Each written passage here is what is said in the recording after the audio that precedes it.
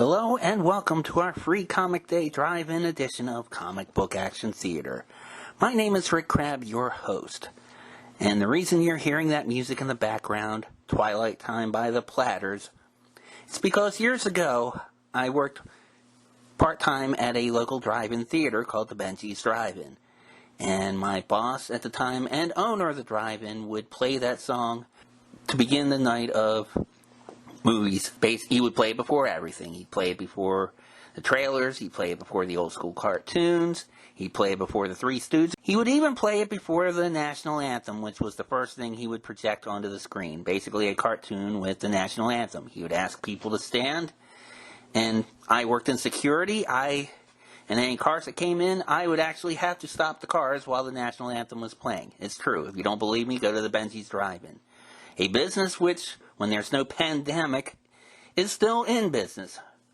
And if you are in the Baltimore area, I would advise you attend to it. I think you would have a good time. Great place to watch a movie and enjoy some nostalgia. So I set this night up basically for a couple of reasons. One, I wanted to do an edition with a live audience.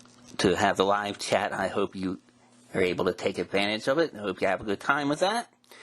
The other reason is I wanted to raise some money for some small businesses. A lot of businesses had to close down because of this pandemic. A lot of people lost jobs because of this pandemic. So I asked people through my Facebook to anyone who owned any small businesses if they wanted to advertise for free, and I gave them an opportunity to do so. So when we have our intermission later on in the program, you will see an ad or two supporting those friends, as well as some old vintage drive-through ads I think you'll enjoy too. The first feature we are going to show is a mini documentary about the Golden Age superhero, a Bat-themed hero that predated Batman. This is from one of my favorite YouTube channels, Lost Heroes of the Golden Age. It is the history of the Black Bat, right here on Comic Book Action Theater.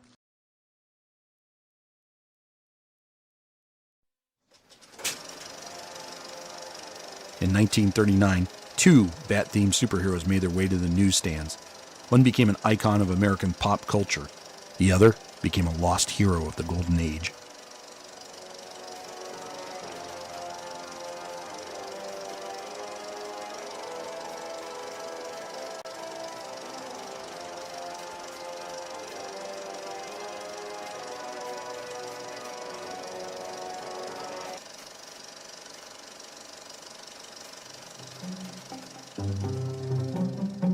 According to Boy Scout law, a scout is trustworthy, loyal, helpful, friendly, courteous, kind, obedient, cheerful, thrifty, brave, clean, and reverent. Ned Pines was trying to live up to these high standards when he started his first publishing venture in 1919. He was only 14 years old when he started printing a newspaper for his Boy Scout troop. It wasn't long before he realized he could make a profit printing newspapers for other Boy Scout troops. The Scout Courier Publishing Company was born. It was the humble start to a publishing empire. At age 23, Pines began publishing his first pulp magazines while attending Columbia University. After graduating in 1931, Pines decided to focus his full attention to his publishing enterprise. It was a great field to be in. The Great Depression started 2 years before, but pulp magazine sales were skyrocketing. Pines kicked off the Better publishing line with thrilling romances and thrilling detective. Magazine titles using the word thrilling would become the hallmark of the Better publishing line. In 1933, Pines deviated from the thrilling moniker with Black Bat Detective Mysteries. This short-lived title featured a non-costume detective with no name. He's only referred to as the Black Bat. The Black Bat Mysteries only lasted about a year. The character was the creation of William Fitzgerald Jenkins under the pen name Murray Linkster. A quick side note on William Fitzgerald Jenkins. He was an amazing pulp magazine writer who began his career in 1919 while serving in the U.S. Army. He wrote romance, westerns, and mysteries, but what he's best remembered for is science fiction, and if you're a sci-fi fan, you'll love this. His short story, Sidewise in Time, is the very first parallel universe story. He also coined the term describing Earth's initial contact with alien life with the title of his novelette, First Contact. And finally, he foresaw the modern computer and the internet in a short story called A Logic Named Joe. Pine's publishing empire was not restricted to better publications. Early on, he established multiple publishing lines, and there could have been any number of reasons for this. It could have been a way to avoid taxes. It could have been a way to borrow money against one line without jeopardizing his entire operation. Or he could have taken on partners, and these other lines were a way of separating partnerships from each other. Regardless of the reason, this is the way Pines operated. It was in one of these secondary lines where another Bat-themed hero would appear in 1934. A story titled The Bat Strikes, featuring a hooded vigilante, graced the pages of Popular Detective. The Popular line was the trademark of Pines' Beacon Publishing Company. Beacon used the word popular in all of its titles, such as popular romance and popular science fiction.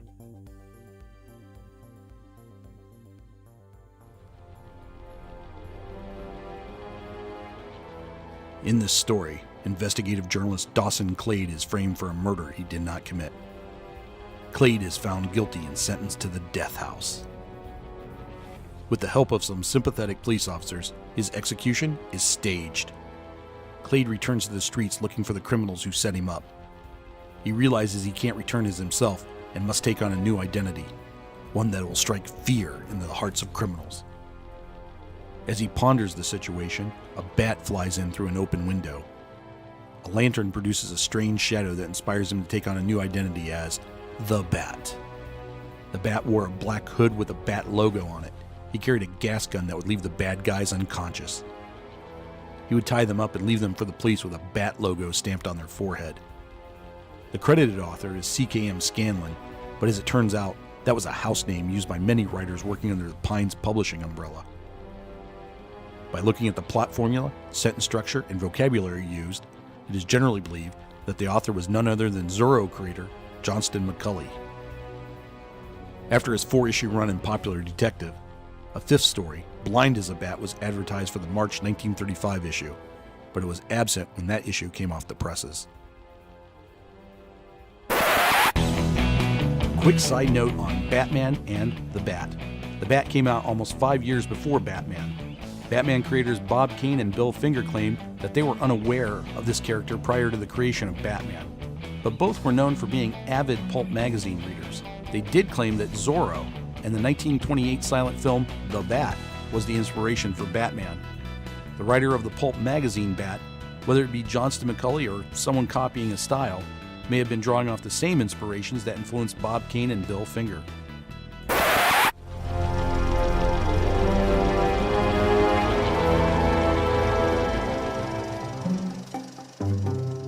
In late 1938, the sales figures for Action Comics featuring Superman was becoming known around the publishing industry.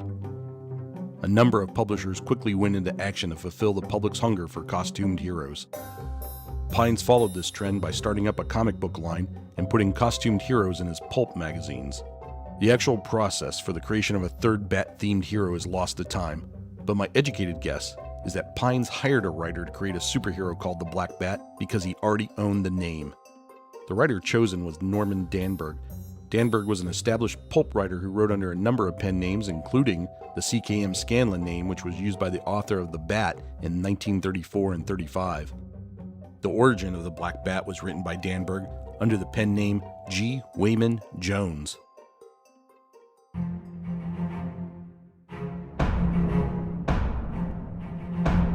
The secret origin of the Black Bat begins in a courtroom. District Attorney Anthony Quinn is on a one-man crusade against the underworld. That is, until the underworld strikes back. An underworld lackey throws acid into Quinn's face.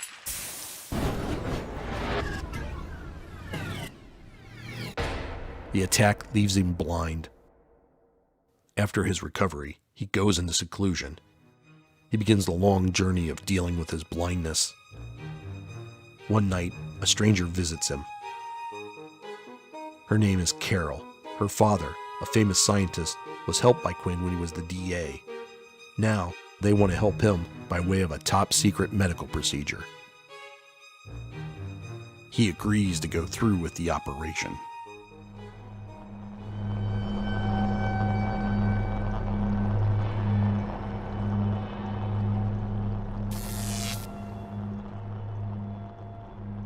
This secret procedure restores Quinn's sight, but it also gives him powers including night vision, radar sense, and augmented strength.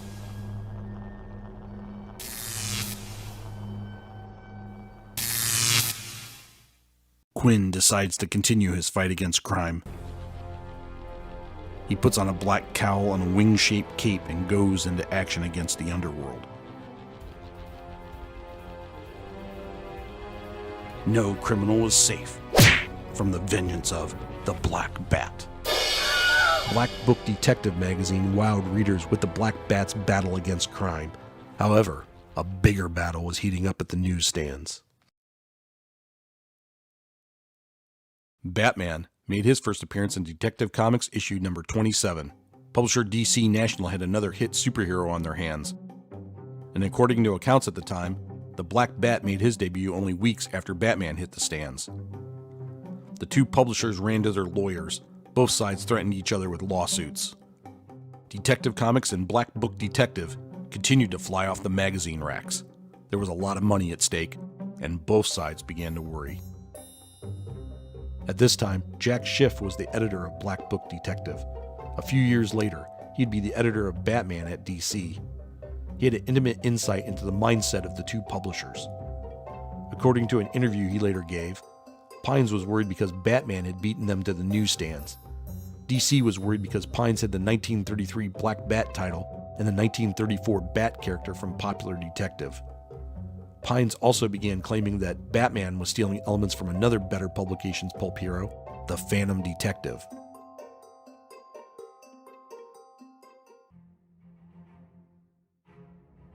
While lawyers prepared for battle, DC editor Whitney Ellsworth came to the rescue of both publishers. He was working at DC, but prior to that, he'd been editor for Pines. Both parties held him in very high regard. He got both sides together to talk it over. Both DC and Pines were making lots of money, and there was no point in jeopardizing it. They came to an agreement. DC agreed not to go into the pulp magazine business, and Pines agreed not to launch a Black Bat comic book. It was a simple agreement that both sides could live with. Pines had been publishing comic books prior to this meeting, and there may have been a Black Bat comic book in the works. Shortly after the agreement, a retooled Black Bat story appeared in comic book form in the pages of Exciting Comics. Most of the Bat elements were taken out of the strip, and the character was renamed The Mask. In the first few stories, the Mask wore a baddish black cowl. After a few months, the cowl would evolve into a football helmet. The truce between the two publishers may have been unstable. Where the trouble began is anyone's guess, but signs of trouble can be seen in the pages of their comic books. The Mask mostly fought simple underworld criminals, but in March 1942, readers were introduced to his one and only supervillain, a grinning homicidal maniac called the Harlequin. The Harlequin bore an uncanny resemblance to a certain Batman villain. A couple of months later, Batman readers were introduced to a new villain, Two-Face. Two-Face's origin story of a district attorney burned in an acid attack closely mimicked that of the Black Bat. Could the villain Two-Face be a commentary on Ned Pines? It's possible. During this time period, publishers didn't hang out together at Comic-Cons. They went to war, and DC National was at war with everyone. Batman creator Bob Kane was also known for his confrontations with industry people. Some accused him of swiping their material, and Kane often accused others of swiping his. Another factor that supports this theory is that Batman villains were partially inspired by real people. For example, the Joker's inspiration was actor Conrad Veidt in the 1922 film The Man Who Laughs. Catwoman was inspired by actress Jean Harlow. Bob Kane and Bill Finger publicly told everyone that the Penguin was inspired by a pack of cigarettes, but old-timers at DC used to tell another story. They said the Penguin was modeled on rival comic book publisher Victor Fox after he spit on Batman co-creator Bill Finger's shoes. So there is a strong possibility that Ned Pines was the inspiration for Two-Face. In reality, it's truly hard to gauge the relationship between Pines and DC Comics.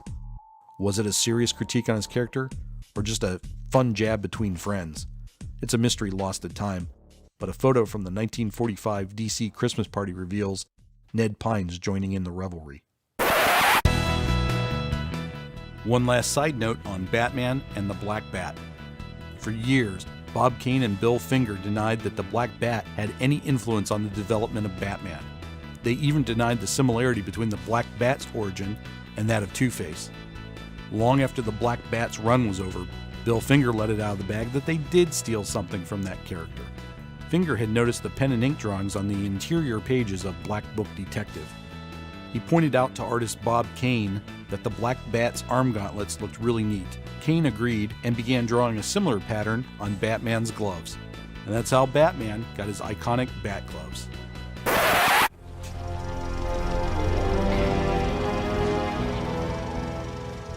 Pulp heroes such as Doc Savage and the Shadow may have had bigger moments in the spotlight, but the Black Bat was one of the longest running pulp heroes.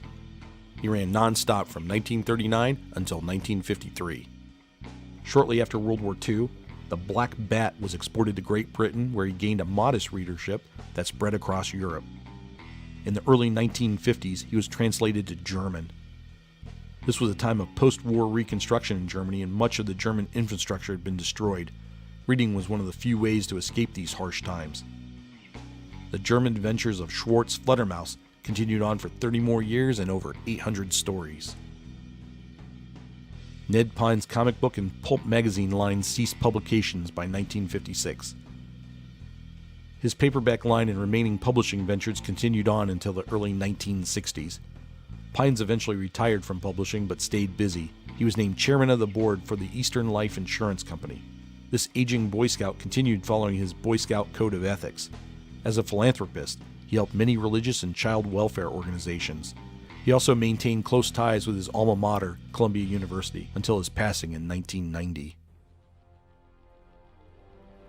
For comic book fans, Ned Pines will not be remembered just as a publisher of pulps and colorful Golden Age heroes. This Boy Scout may be unjustly remembered for being the inspiration to one of comicdom's most well-known supervillains. For those who don't know the story, it is easy to dismiss the Black Bat as a mere swipe of Batman, but their relationship goes well beyond that. Their history is intertwined. Like all of Ned Pine's superheroes, the Black Bat fell into obscurity and eventually public domain. New publishers have picked up the character and published their vision of him. However, the Black Bat has never grown out of the shadow of his more famous rival.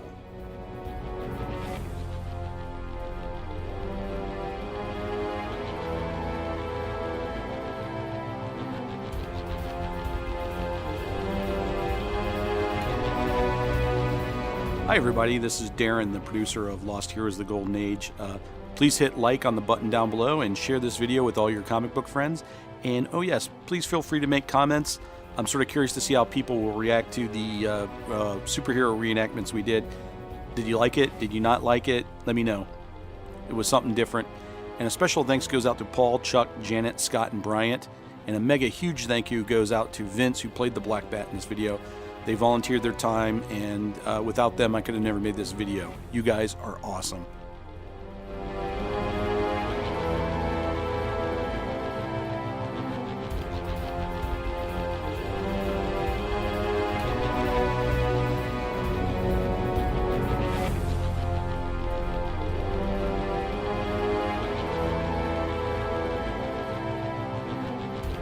And that, ladies and gentlemen, is our feature film for the evening.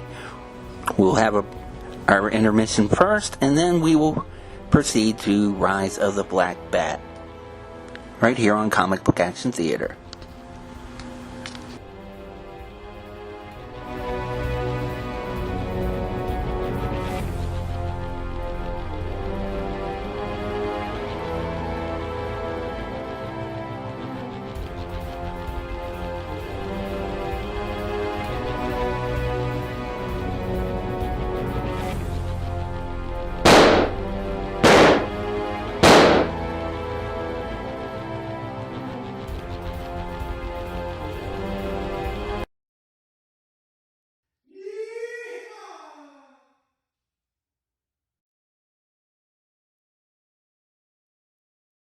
Let's all go to the lobby. Let's all go to the lobby. Let's all go to the lobby to get ourselves a treat. Delicious things to eat. the popcorn can't be beat. The sparkling drinks are just dandy, the chocolate bars and the candy. So let's all go to the lobby to get ourselves a treat.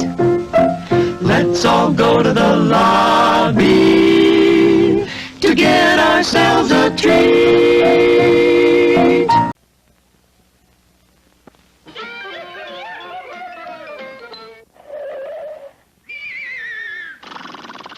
Away out west, where men are men, the most popular man we know is the guy at the old Bonanza bar, known as Buffalo Bo. Oh, Buffalo Bo, won't you serve us tonight? It's hot and dry and thirsty out here. So Buffalo Bo, won't you serve us tonight some National Bohemian beer?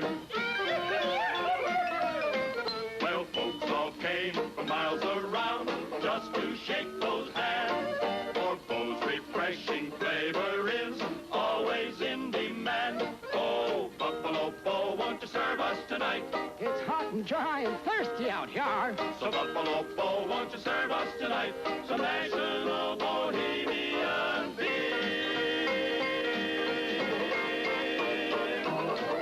National Bohemian. Oh boy, what a beer.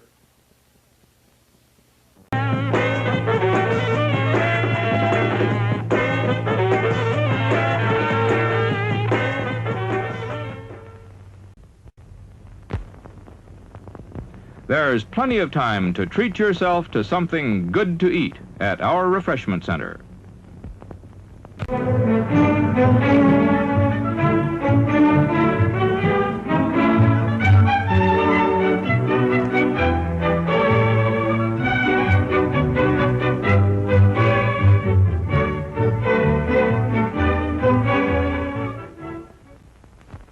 You'll save money and time. You'll get the best of merchandise and service when you patronize these good neighbors. Shop with them regularly for friendly service and money-saving values. Eric Perfect, drummer for the band Workhorse 3, and renowned tattoo artist, is selling paintings of his original artwork.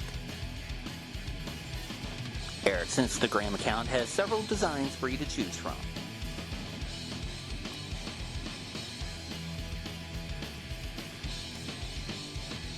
Eric's band, Workhorse 3, also features his wife, Lisa, on lead guitar and vocals. In addition to shredding music with her guitar, Lisa also fights the pandemic as a registered nurse.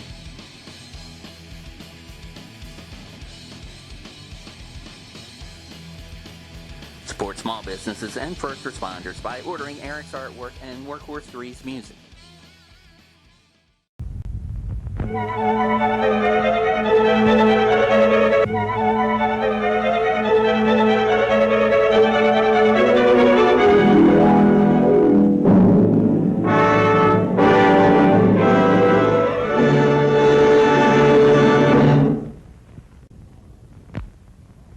Get more out of life. Come often and bring your family to our drive-in theater.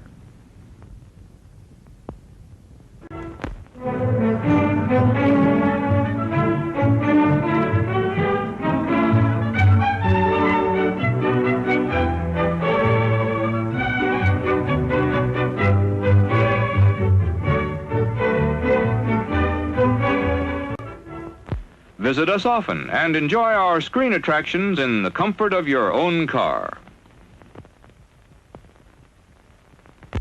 Look around you everywhere. There's a feeling in the air. Your home and friends are here, and premium's your beer. You got a feeling for the pride of Baltimore. The boat, the beer, the town, that's the premium around. You got a feeling for the pride of Baltimore. National Premium, the pride of Baltimore. Golden Pure Creamery Butter, rich, flavorful, satisfying. That's what it takes for the finest buttered popcorn, and that's what we use. See for yourself why there's no Showtime treat to equal the crisp, delicious flavor of hot popcorn that's bathed in real melted butter. It's at the concession stand now. Pizza! Pizza! Pizza, pizza, pizza! Everybody loves pizza, and we're now featuring the famous original Tolona pizza. Only the finest and purest ingredients go into the original Tolona pizza, made fresh to your order. And into the oven it goes. Presto, a luscious, hot, crispy pizza. We're now featuring... Hey, wait a minute. Give me another pizza. That's better. Now, as I was saying... We now have delicious, crispy Tolona pizza at the refreshment stand. What do you have? Cheese, sausage, or pepperoni? Take it away! At our refreshment stand, your wish is our command. So the coffee we serve there is pure perfection. This is a dill pickle, a mighty pretty pickle, especially when he joins you at the show. We have lots of pretty pickles waiting for you at the refreshment center. They're plump, tender, mouth-watering. Wouldn't one taste good right now? When you're on a picnic, hot dogs are mighty good this way. But when you're here at the theater, hot dogs are at their best. We start with the choicest Franks. Cook them until they're just right. Make available your favorite seasonings, and leave the rest to you. Everyone likes our hot dogs. Why not get one for everyone right now? The most popular beverage in America, milk. Refreshing and delicious. The perfect pickup and energizer. Get yours now. Here's magic, popcorn magic. Only hot, fresh, perfectly seasoned popcorn can satisfy that movie time popcorn craving. So if you like popcorn, you'll really like ours. We start with the best and make it better. Get plenty for everybody now. Get the item that adds to your personal comfort. Cigarettes, here they are. Get the kind you prefer and enjoy them thoroughly. All the most popular brands. Get the item that adds to your personal comfort. Cigarettes, here you are. Get the kind you prefer and enjoy them thoroughly. All the most popular brands.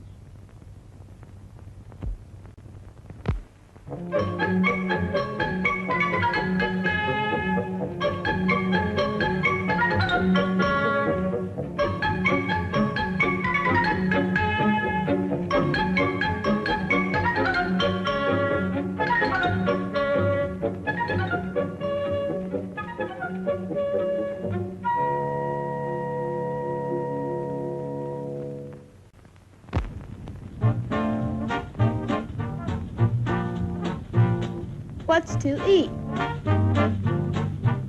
What's to drink? Good food galore. Quick as a wink.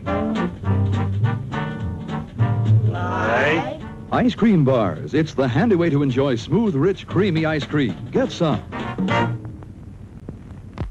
Popcorn freshly popped and buttered. Look good? Sure, it looks good, and it tastes even better. Get some now. Crisp, flavorful fish sandwiches, golden brown and crunchy outside, and tender and juicy inside for a snack or a meal.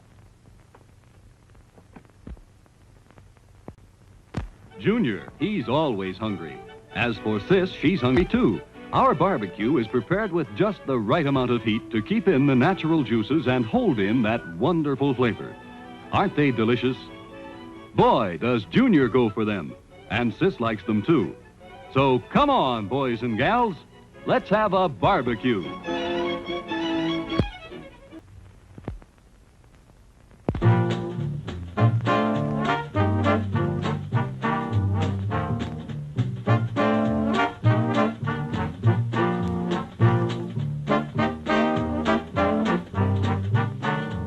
Hot chocolate with a magical flavor you won't be able to resist.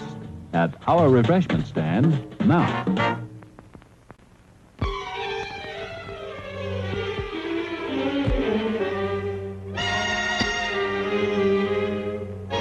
Yes, there's an air that's full-bodied, refreshing. Hot coffee makes any time a pleasant interlude.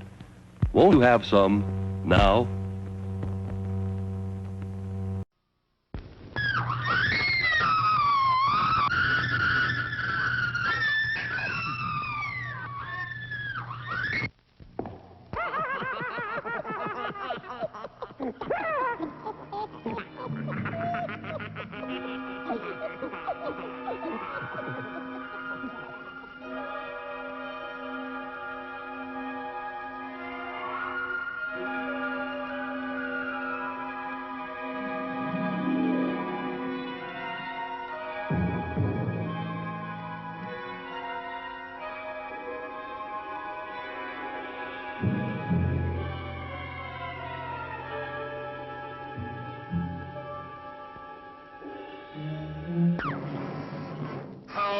shark can you tame?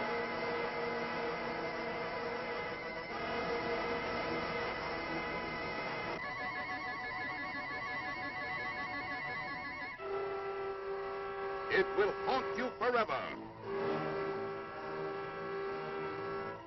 From the depths of evil comes a diabolic killer of beautiful women. The vampire's coffin. See a vampire's body stolen from its tomb. A psycho killer removes the stake so the vampire can again prey on beautiful women.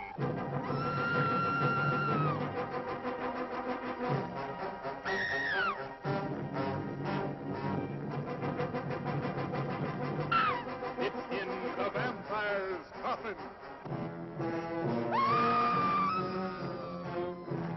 And to complete a double night of horror, a monstrous nightmare of terror, turned loose in a fight to the death. The robot versus the Aztec mummy.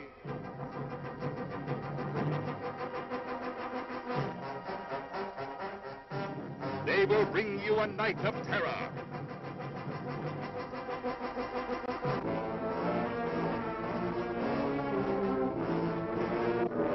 We dare you to see them, but don't come alone. The Vampire's Coffin in an all-new double horrorama show with The Robot versus the Aztec Mummy, presented in Hypnoscope.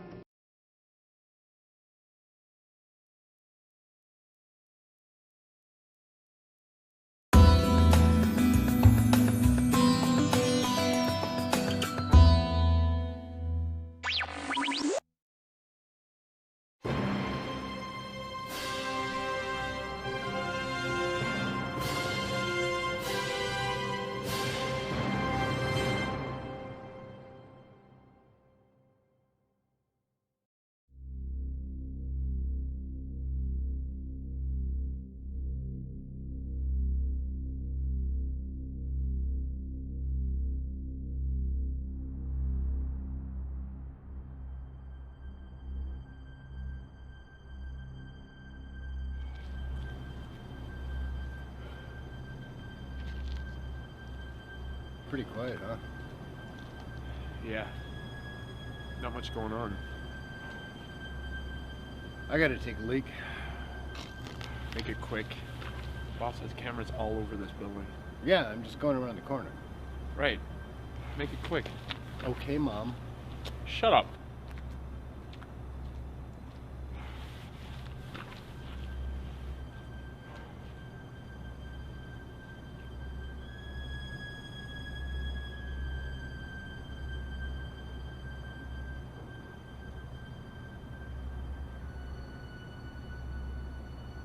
Steve? You okay? What, you get lost or something?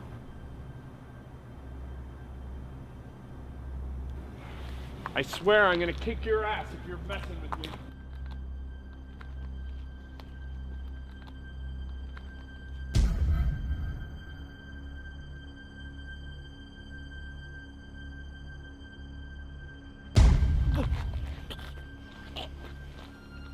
My name is Anthony Quinn, and I'm the district attorney of this city. My friends call me Tony, but there are some people in this city, mostly disreputable people, that know me by another name.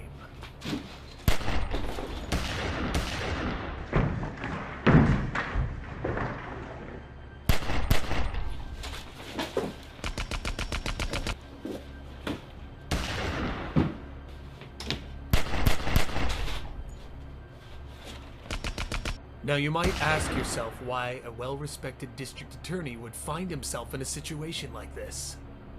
Well, let's pause here, and I can tell you the story.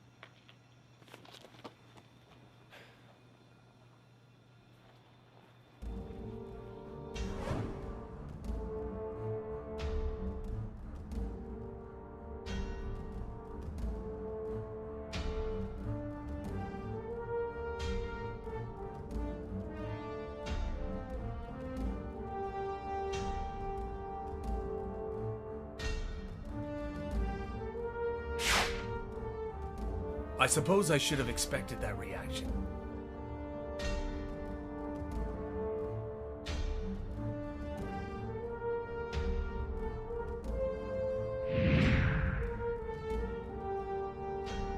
I did, after all, choose this persona in order to strike fear into the hearts of criminals.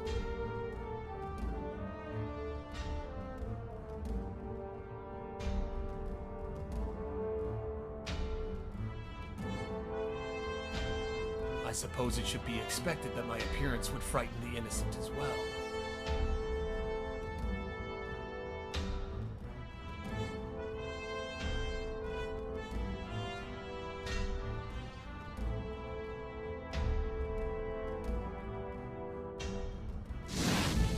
It's bizarre to imagine that a man dressed in a black mask who runs around in the dark carrying a gun would be up to anything but no good.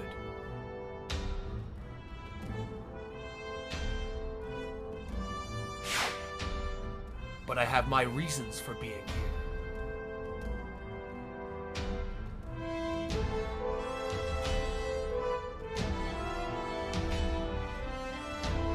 Crime has had a chokehold on my city for far too long.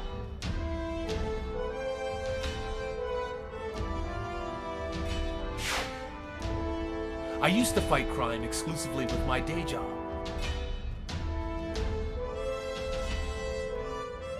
But that wasn't enough anymore.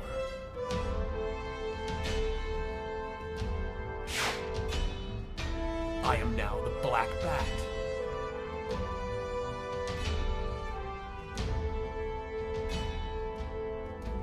But once, I was just Tony Quinn, District Attorney.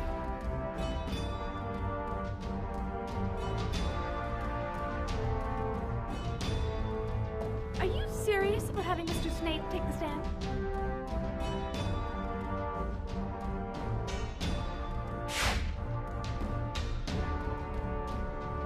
Yes, I am. Don't you think it's a little risky? Why would you say that?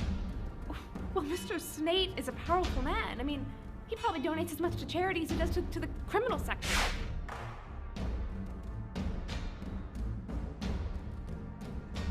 You shouldn't have tried to get Snape to take the stand.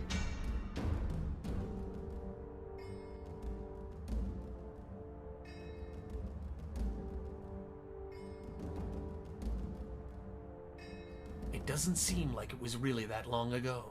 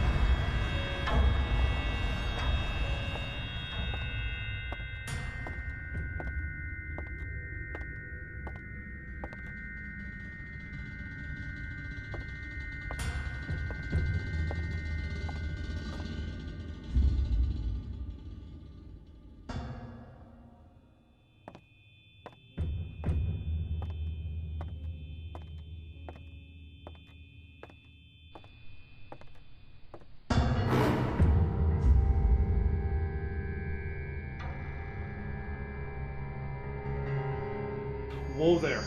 Who are you and what are you doing in my house? Easy. If you'd lower the gun. Start talking. Okay. You're in danger. I came here to warn you. Nice try. No, it's true. My name is Kirby. Silk Kirby. I heard it through the grapevine that someone was going to break into your house tonight. Somebody did break into my house tonight. Not me. I heard that one of Oliver Snate's men is coming here to kill you. Snate? Yeah, you do have a court date with him tomorrow, don't you? Yes, but it's been in all the papers. We're putting him away for extortion and for arms dealing. Well, he's sending someone here tonight. I came here to warn you. And just why would you do that for me? Kirby. You do know that name, don't you? Should I? My brother's name is Warren Kirby. You put him away about 10 years ago for murder. And for that, you came here to warn me. How does that make any sense? Well, it makes sense to me. My brother was a bad guy. He was my role model until then. He killed a guy over a case of beer. When you put him away, it really affected me. He was leading me down a dark road and you stopped that. I wanted to thank you. I feel like I owe you something for helping to steer me right. It's quite the story. No, it's true. Listen, if there's anything you need, just ask. So you say that somebody is coming here tonight to kill me? That's what I heard. Well, maybe you can prove that you're trustworthy. How?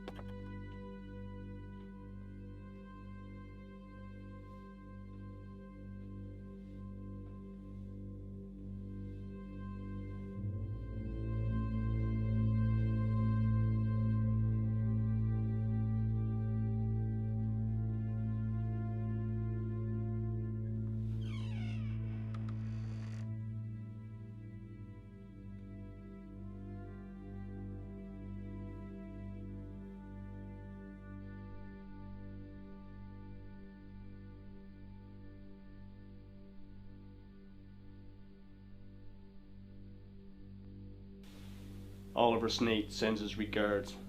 Tell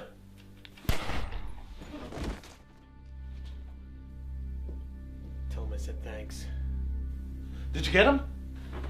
Yeah, I got him. Ah, good shot. You didn't even flinch. You really trusted me. Of course I trusted you. Like I said, I owe you. Whatever you need, I got connections. Underworld connections. They could prove to be quite useful for you if you need them. I could be your man Friday if you like. Silk Kirby, I just might take you up on that. In fact, I think I have a task for you already. What? Call the cops. This guy's bleeding all over my carpet. Ah.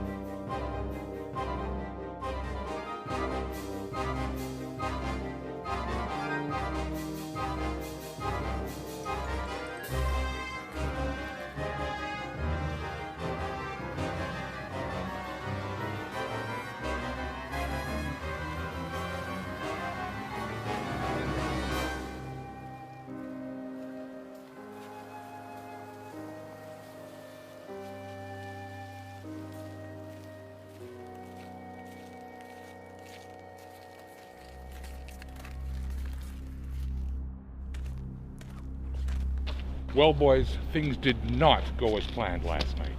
Who would have thought that that rat of a DA would have had it in him? I mean, Hendrick's no slouch when it comes to knocking people off. Be quiet, you moron. You want the whole town to know what went on? I'm surprised it didn't make the morning papers. Probably didn't want to freak anybody out. You know, I think you're right. Mark this on the calendar. Ken was right. Sure thing, boss. So what do you want to do now? I think it's time for Plan B. Gotcha.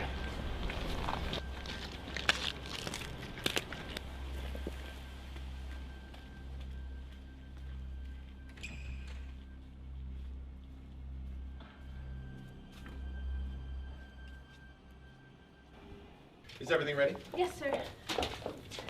Sorry. Yes, they are now. It's gonna be a good day for justice. Sir? Yes, Roberta? A question? Fire away. Are you serious about having Mr. Snape take the stand? Yes. Yes, I am. Don't you think that's a little risky? No. Why do you say that? Well, Mr. Snape is a powerful man. I mean, he probably donates as much to charity as he does to the criminal sector. I'm well aware of that, Roberta, and that's exactly why I need him to take the stand. I don't get it. You see, Snape is going to get up there, and he's going to paint this picture of a kind, wonderful, generous man that can do no wrong. In order to counter that, I need to put him front and center. I need to reveal the wolf in sheep's clothing. Once I do that, well, once the jury sees him for the man he truly is, there's not a juror alive that won't convict him. I suppose, but I still think you're crazy.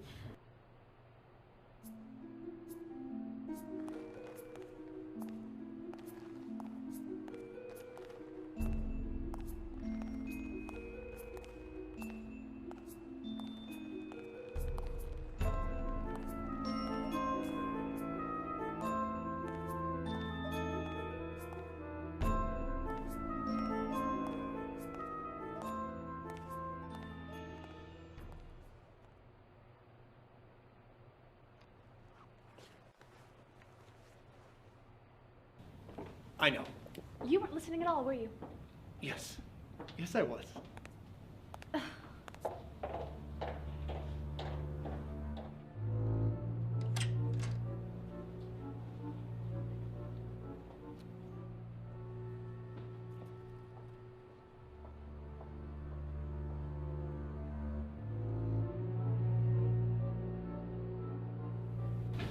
Everything's ready to go, boss.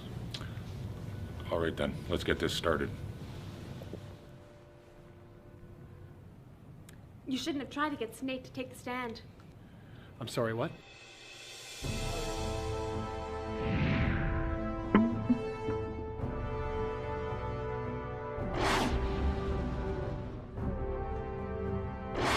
My eye! My eye! Sir! Sir! Someone call an ambulance! Help's on its way. You'll be all right. I can't see. I can't see.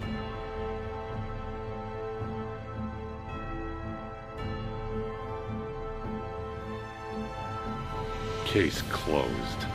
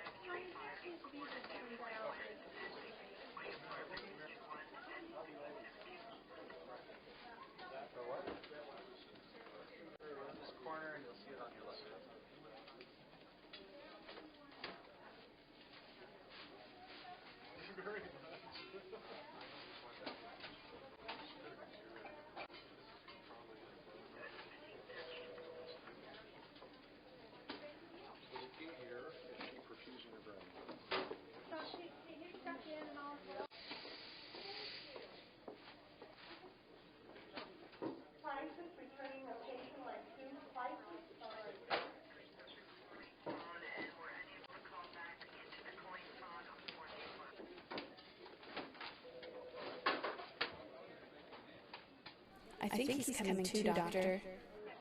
It's possible. The medication you gave him should be wearing off by now. This is Tony Quinn, the district attorney? Yes. He was the best the city has ever had. It's a shame this had to happen to him. Is there anything we can do for him, Doctor? I'm afraid we've tried everything we could.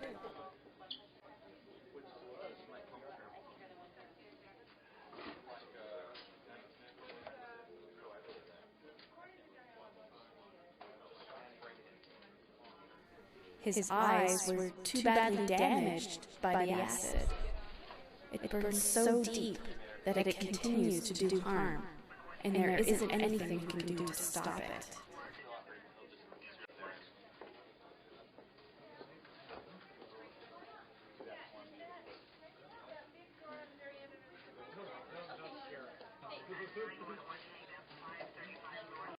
Will he be blind for life? I'm afraid so. His vision is at less than 10% now, and it will be completely gone by the end of the day. There isn't anything that medical science can do for him now. The poor man.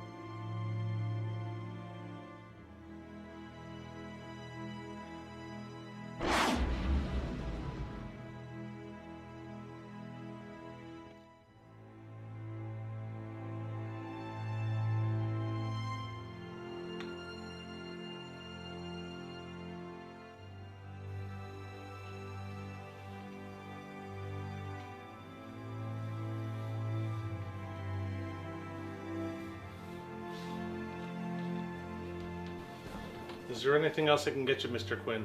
Yeah. You can get me another one of these, Silk.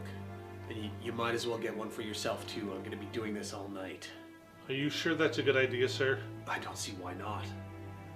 Snake took my eyes. What good is a man without his eyes? What kind of a district attorney can I be now? Are you sure you're not just being a little melodramatic, sir? I don't think so.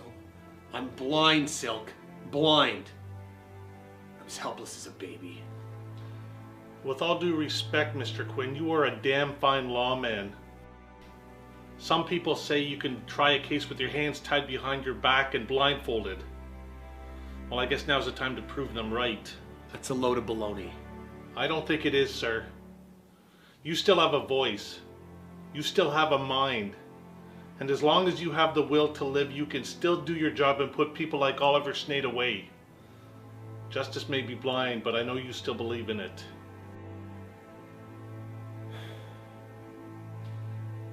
I want to be alone, Silk. I need time to think. Whoever that is, tell them to go away. I don't want any visitors.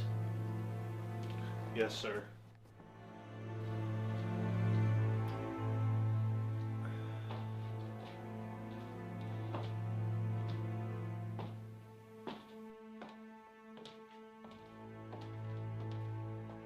Hello? Who are you? I told Silk that I didn't want any visitors. Who are you? I assure you, Mr. Quinn, I'm a friend. I don't recognize your voice. Do I know you? Well, I saw you at the courthouse once, but we've never been introduced. My name's Carol Baldwin.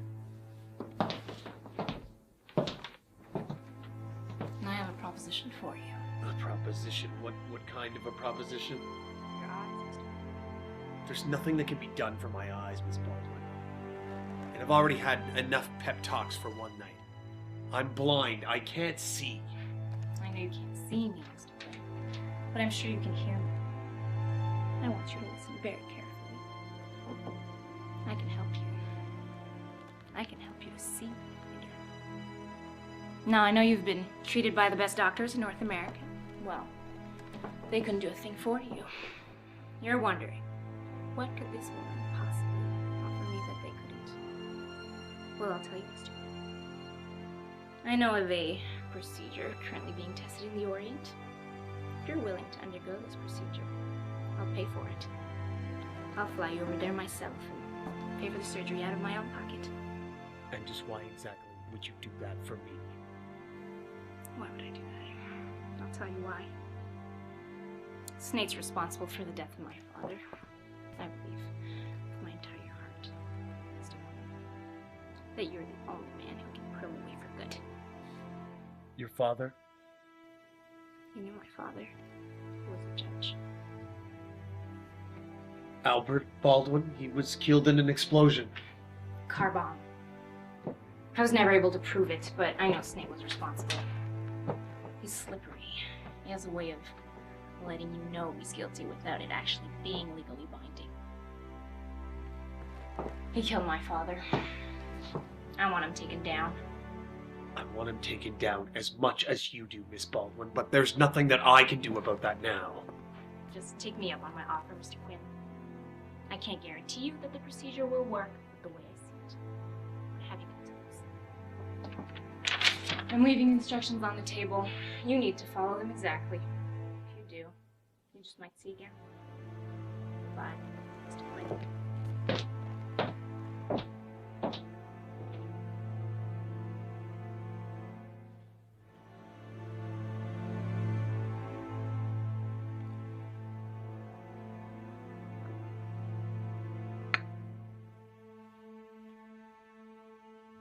Silk. Silk. Silk. Silk.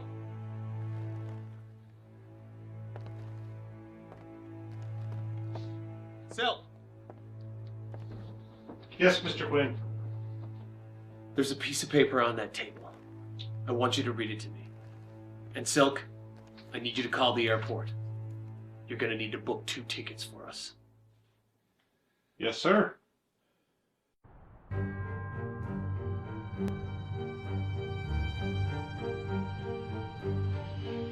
So Silk and I decided to take Carol up on her offer. We flew to the Orient and met with the doctors there.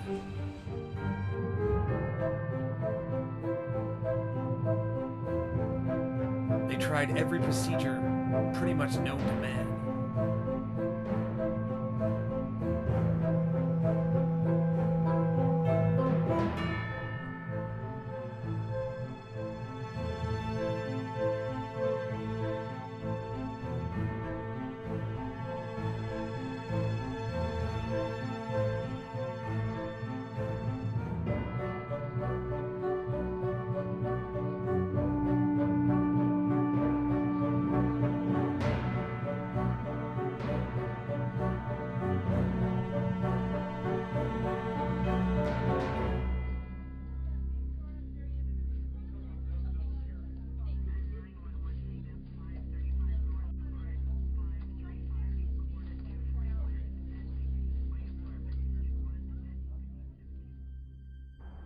After that didn't work, I met with a different set of doctors.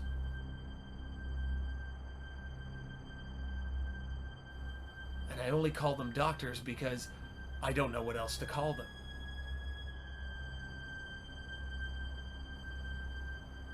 Their techniques were unusual, unconventional. They used methods of healing that I had never heard of before.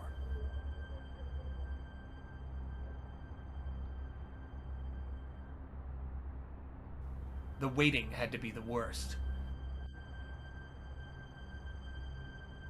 After they completed their procedures, I had to sit with bandages over my eyes for 2 full weeks.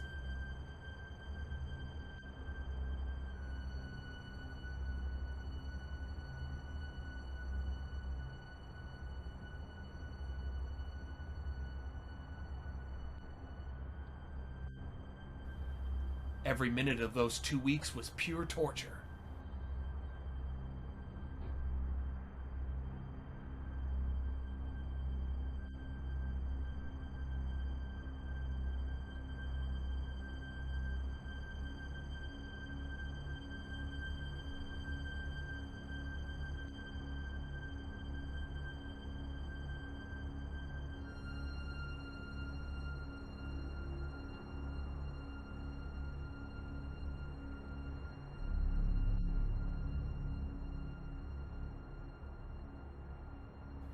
would I see again?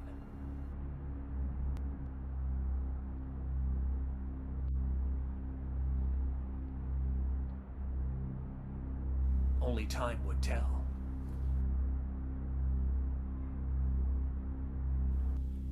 Are you ready, sir? It's time to take the bandages off. I know, Silk, but I have to admit, I'm a little bit nervous. What if the surgery didn't work? What if I'm still blind? The surgeons were the best in the world, Tony. It must have worked. I hope you're right, Carol. But I'm just afraid that it didn't take. I'm afraid that I still won't be able to see. Why don't we just wait until we know for sure, Shall I take the bandages off?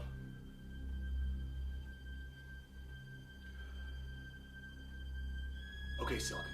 Let's do it.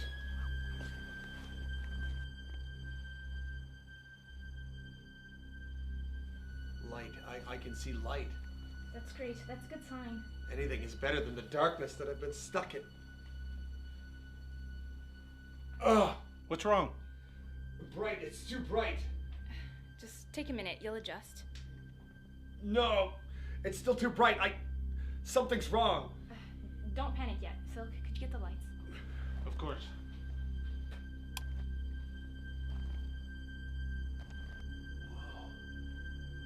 What is it? In the dark. I can see perfectly in the dark. No, the surgery. My eyes must have been worse than they thought. This is amazing. Wait, so you're sensitive to light, but you can see in the dark? Yes. What do you want to do, sir? Shall we contact more doctors? No more doctors. I know I'm strangely optimistic, but you have no idea what it's like to see nothing at all. Compared to that, this is a miracle. But will you do? Silk, can you turn off the lights completely? Of course, but why? Just do it. I want to try something.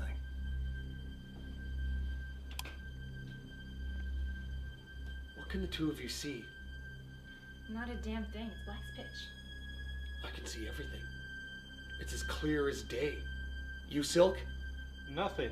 It's as Miss Baldwin says, I can't see a thing. This is amazing. Silk, can you get the lights again? Okay. Could somebody please hand me my sunglasses?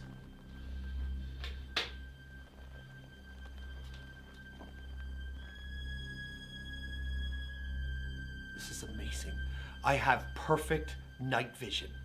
No one else in the world has that except for bats and creatures of the night. Are you sure you don't want to go back to see the doctor? No. Don't you get it? This is a gift. This is a sign. The fates are telling me that there is another way. Another way for what? A way for me to take out guys like Oliver Snate. What are you trying to say, Mr. Quinn? I'm trying to say that Oliver Snate not only has to deal with Tony Quinn, but he also has to deal with the Bat. I had Silk line up a couple of his contacts. I had to get a line on where Snate was, but as an elected official, my name and picture were pretty much in every newspaper and on everyone's lawn every time I was up for re-election. I decided to go undercover.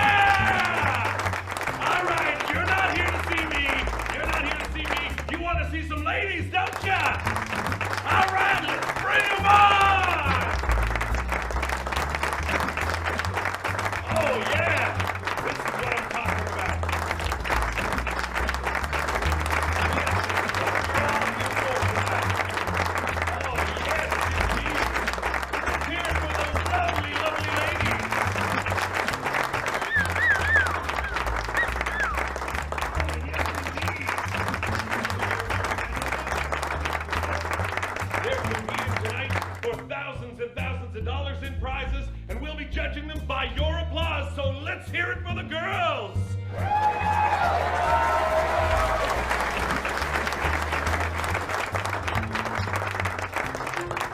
So without any further ado, let's get right to the action. Please welcome Candy! Oh yeah, come on, Candy! Shake it, shake it, shake it! That's what I'm talking about. Remember, you can be glued and crude, but you can't get rude. That's our only rule. That's our only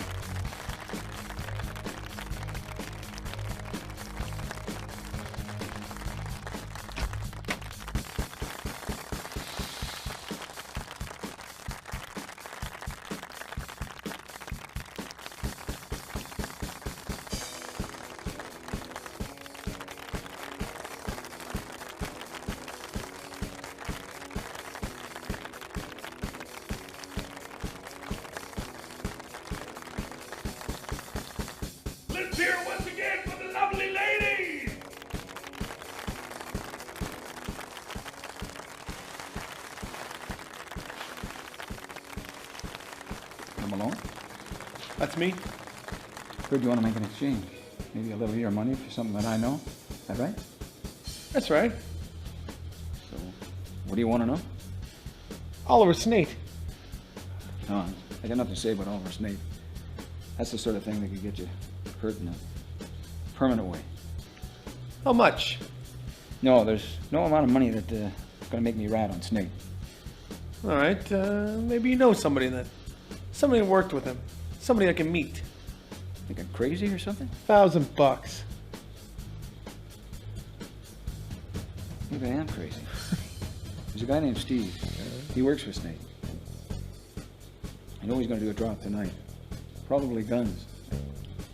There's no warehouse over near the highway on Leary Street. What time? 11 p.m., I think. See? It's the easiest $1,000 you ever made.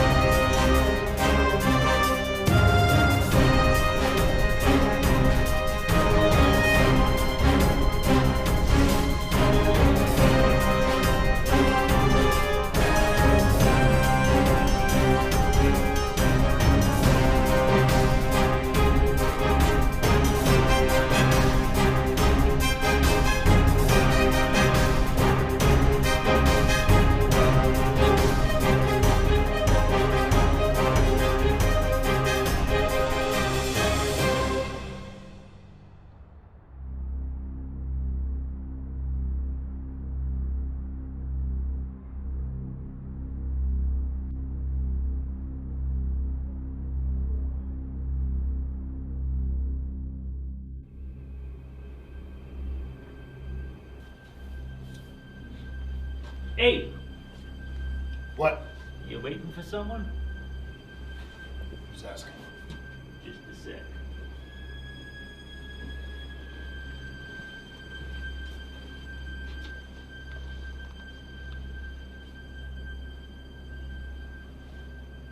You D-man? Yeah. You bring the stuff? Yeah. Sure. You know, the deal was you come alone. It's unexpected company. I don't know this guy. I don't talk to this guy. I kind of want to shoot this guy. Relax. Forgot to mention there'll be two of us. I apologize. No need to freak out. There you go. All better now? Yeah. I just need to calm my nerves. I understand. So we good to do business now? Yeah. Sure. You guys throwing some kind of party? Something with a big bang? You could say that. What party favors you bring? What you got here is probably anything you could possibly need. Need something large caliber with a big boom? You got it. Need something a little smaller caliber, throwing a lot of shot? You got it. Serial numbers have all been wiped off. Gone through about 5 sets of hands before I got them. Gonna be really hard to trace back. Sounds great. I'm impressed. Gotta say, at first I thought you were charging a bit much, but guess you proved me wrong. You like? Yeah, we like. You bring money?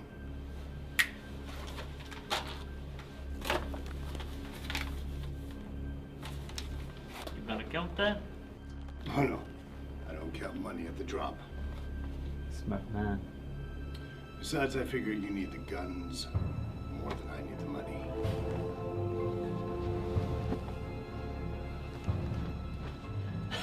What the hell is this? He with you? Nope. You sure? Guys I hang with dress a lot freakier than that dude. You got a problem, friend? You've got the problem, and I'm not your friend. Hey, the friend thing was a courtesy. Kind of like, you get out of my way. I don't kill you. I'll take my chances. You get a load of this guy? Huh. Smart man.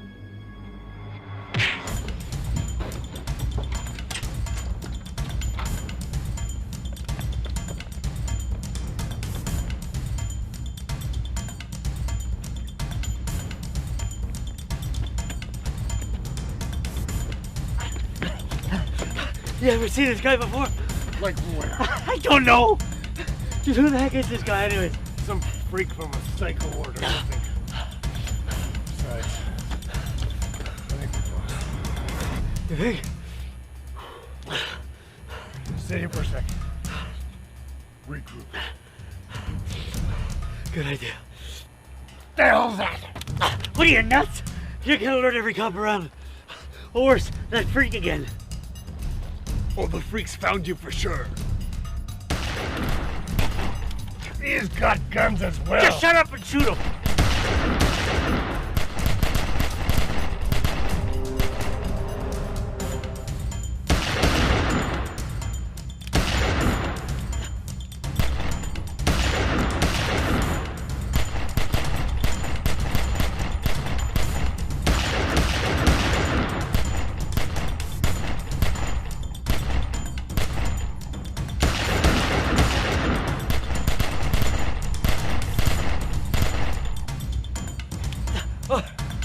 I think I got him. You think he's dead? We would have heard something by now. Why don't we go check and make sure? Right.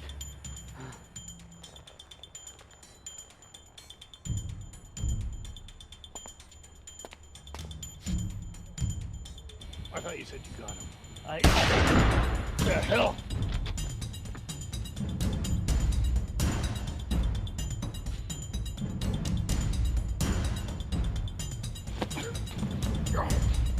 Go ahead. I don't care. It's not that easy. You're one of Snake's men, right? So what? I want you to give him a message. I work for Snake, not freaks. Oh, I think you're gonna want to give him this message. Do you know what you goons went through tonight? That's nothing compared to what's gonna happen when I get my hands on him. You're crazier than I thought. Going up against Snake, it's gonna get you one place. The city morgue. Oh, we'll see. Tell Oliver Snake that he better keep a nightlight on, because he's about to be afraid of the dark.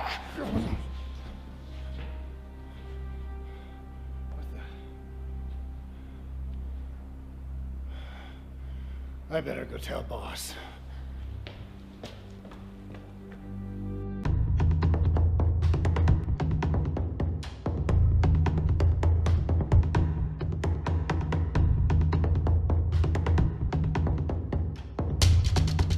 I had a feeling that if I put the fear into the arms-dealing thug, that he would lead me right back to Snake.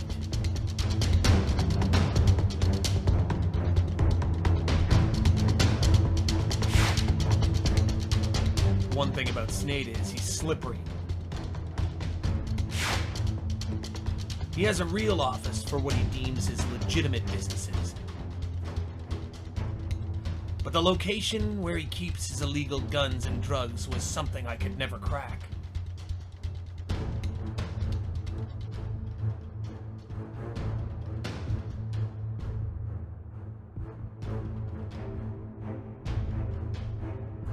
I figured that with enough of a scare, the goon would lead me right back to him.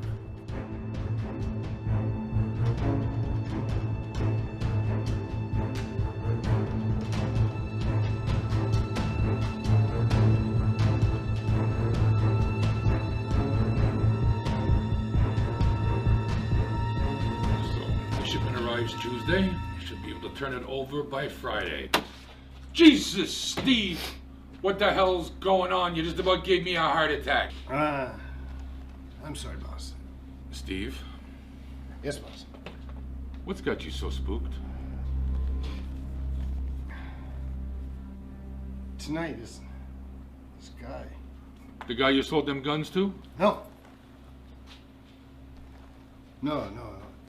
Different guy. You did get the money for them guns, right? Yeah. There it is, boss. Is it all there? I didn't count. Why not? This guy, he was... This guy. You sold him the guns, I got the cash. Who cares? It's not that easy. It's not that simple.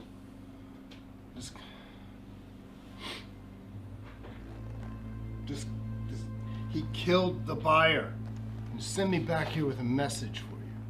Really? Yeah. A message? Yeah. What kind of message did he give you? He says he's coming for you. That don't scare me none. Lots of people think they can move in on my operation. If I had a nickel for every time... This guy is different, boss. Go on. It's just all in black. Mask and everything. In and out of the shadows. We never knew he was coming from. It was like an ace shot. No problems getting us in his sights. Boss, if I were you, I'd be scared out of my skin. So you think I should be scared? It was like death himself. I got a question for you. What's that, boss? How do you think I got to where I am today? I don't know. Hard work? Sure, hard work is part of it. But you want to know what the most important part was? What's that? Not jumping when any two-bit thug tries to move in on my livelihood.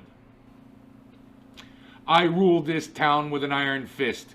It's gonna take more than a moron in a black suit to put a scare into me. Okay, boss. Forget I said anything. But that's the problem. He put fear into you, and that's a big problem for me. Boss. Steve, are you afraid of me? Yes, sir. Good. You should be. I'm not going to let some freak in a mask freak me out.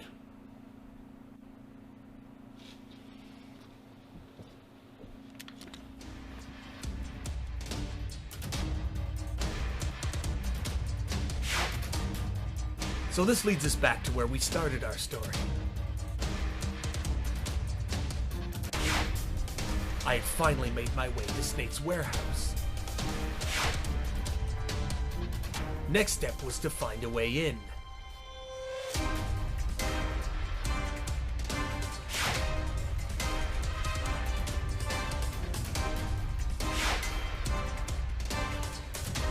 And then I ran into my old pal Steve.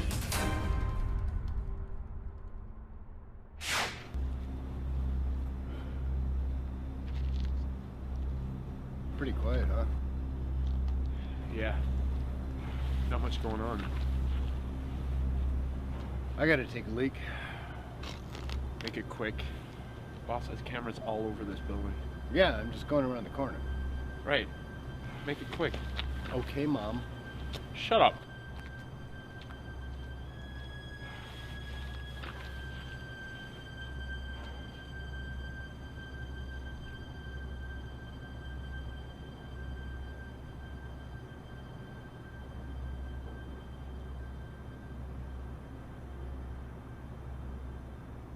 Steve?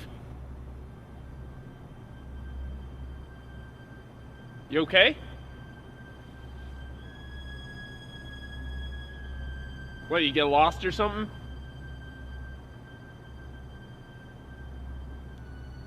I swear I'm gonna kick your ass if you're messing with me.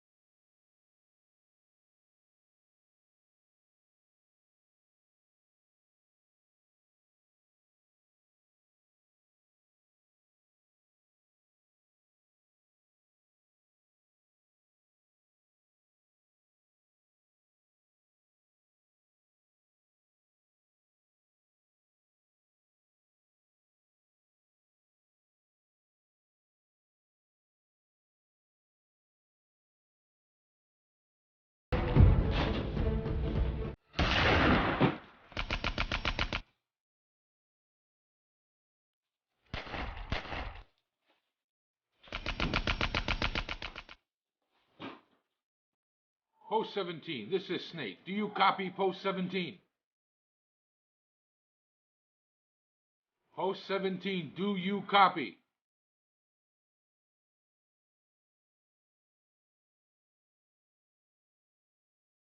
What the hell is going on there? I can't get a visual on you. Is everything secure?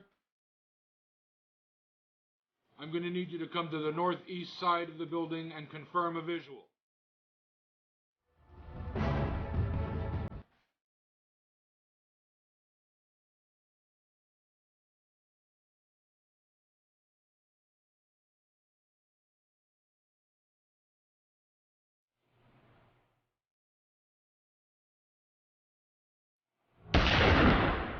I want everyone to be on the lookout for a man dressed in black. If you see him, kill him. That is all.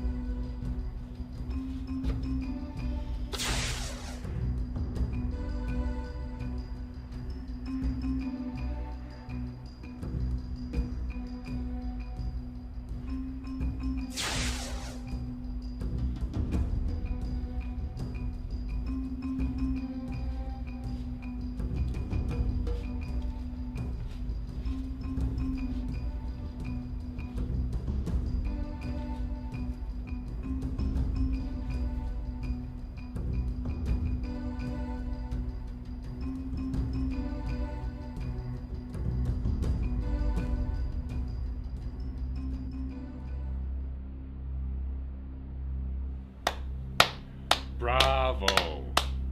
Bravo. I watched the whole thing on my monitors. You put on quite a show, believe me.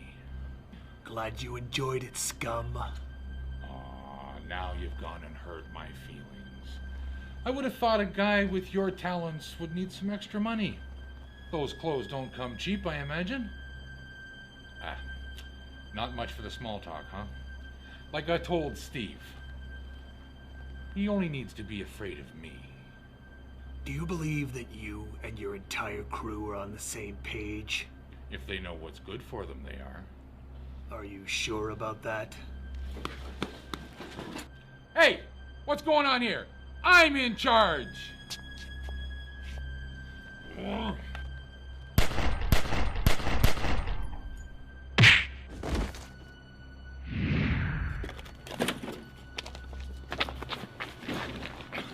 You know, this changes nothing. I expect the DA will have something to say about that. About what? About this building. It's loaded with drugs, guns. I don't even think a smooth talker like you will be able to talk your way out of this one. You really don't know who I am, do you? I have a pretty good idea.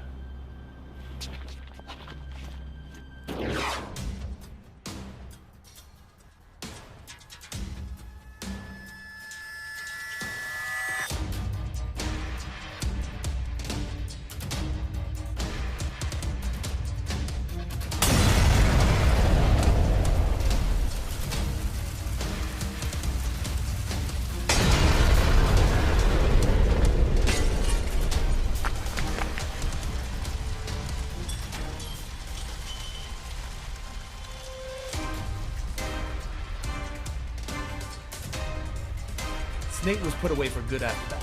Between the guns, drugs, and orchestrating an assault on a certain district attorney, Snate was off the streets. The unfortunate thing is that with crime lords, you're dealing with a hydra. When you cut the head off one, two more grow back. It's a fight that I'm willing to make. Wherever I'm able to be it in the courtrooms as District Attorney Tony Quinn, or be it in the alleyways, in the bowels of the city, in the black, as the Black Bat.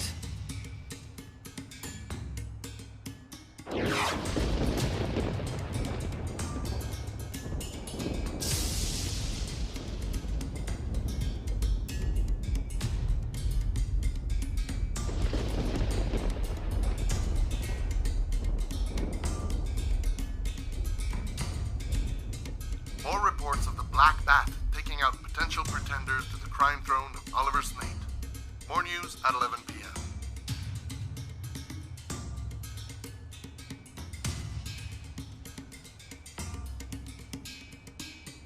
Today we're taking calls about this mysterious Black Bat. Who is this guy? Does he think he can just dress up in this rubber outfit and run around and protect our city? I'm taking a call right now. Sir, go ahead. Yeah, hey, personally, I'm for the Black Bat. I think he's doing a lot of good things for the city. I think he's helping people. There's a lot of people out there who, can't look after themselves, and I think it's good that someone's stepping up since our cops don't seem to be doing nothing. This guy's not an elected official. He's not paid by the city. You just want this guy to run around with guns and take out criminals in your neighborhood? Hey, I don't see why not. What are the cops doing for us? Nothing. This is ridiculous. I'm taking another call. Anybody not for this Black Bat guy?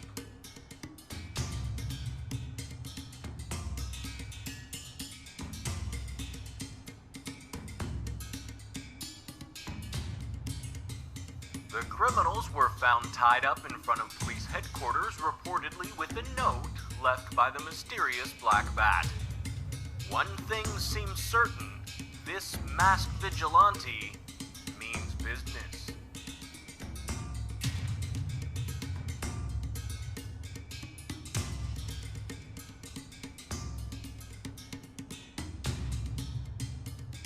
According to polls, the general public is behind this strange vigilante known as the Black Bat.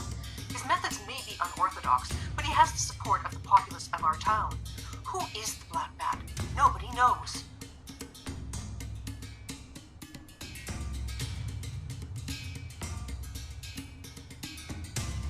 Crime boss Oliver Snate, until recently in hiding following his run-in with the Black Bat, has now been apprehended by police.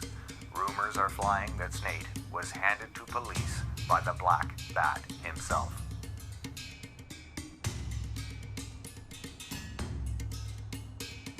Who is the mysterious vigilante known as the Black Bat? No one knows for sure, but one thing is for certain. Criminals are quaking in their boots.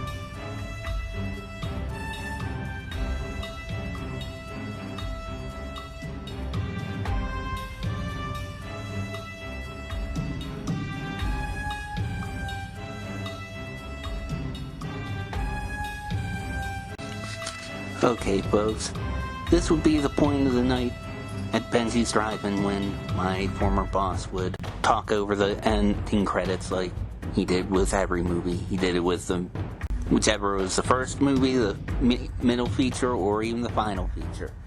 Usually he would do that to advertise the snack bar with the first two films.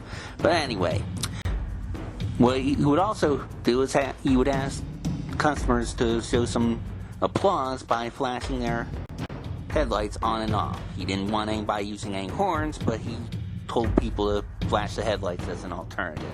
So, as he would say, if you liked Rise of the Black Bat, flash your headlights on and off, on and off, on and off. Okay. And maybe you probably did. It's probably a good movie to goof on and, have an adult beverage with. And that's the whole point of this night. Hope you enjoyed this episode.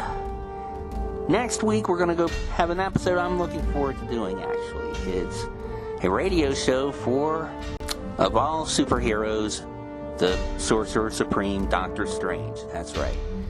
Some of you may have known about it, but for those who don't, there was actually a Doctor Strange radio show in the late 60s, early 70s, and we will go into that in detail and play a few stories from that show. I think you'll really like it. The sound effects in it were really good. The actors were really good.